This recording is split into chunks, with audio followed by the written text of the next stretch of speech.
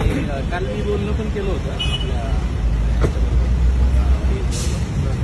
तर मी नाभिक समाजाचा पूर्ण आता काम पाहतोय महाराष्ट्रात. त्या आनंदाची काशीद आहेत त्यांना माहिती आहे. तर नाभिक समाज देखील तुम्हाला सांगायची गरज नाही आहे. तर मी छत्रपती शिवाजी महाराज ना जर कोणी वाचवलं असतं तर नाभिक समाजाने वाचवलं ना. बरोबर सर, त्यांचं बरोबर. म्हणजे जसं शिवाजी महाराजांनी इतर सगळ्या समाजाला महत्त्व दिलं तर नाभिक समाजाचे जर उपकार आहेत आमच्यावर. सर हे म्हणलं तेच लय मोठं झालं. अजून पण जीव द्यायला तयारीच आहे. कारण आहे ना, ते पण म्हणलं होते की ओबीसी समाजाने मराठा समाजासाठी मन मोठं करावं. त्यानंतर आपले राजेंद्र कोंढरे पण एक दिवशी बोलले की ओबीसी समाजाने मन मोठं करावं. तर त्याच्यानंतर मी राजेंद्र कोंढरे आणि यांना अमोल कोल्हेंना पण कॉल केला. म्हणजे ओबीसी समाजामध्ये आम्ही आहे.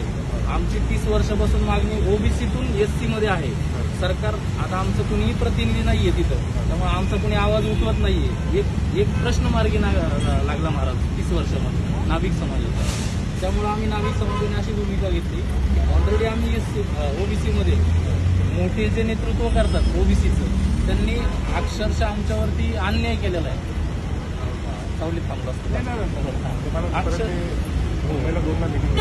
तर आमच्यावरती ओबीसी मध्ये अन्याय झालेला आहे. त्याच्यामुळं ओबीसीतला प्रमुख घटक आज आमची 40, 45, 50 लाख लोकसंख्या आहे आमची नाभिक समाज. तर एक ओबीसीतला मोठा घटक आहे नाभिक समाज.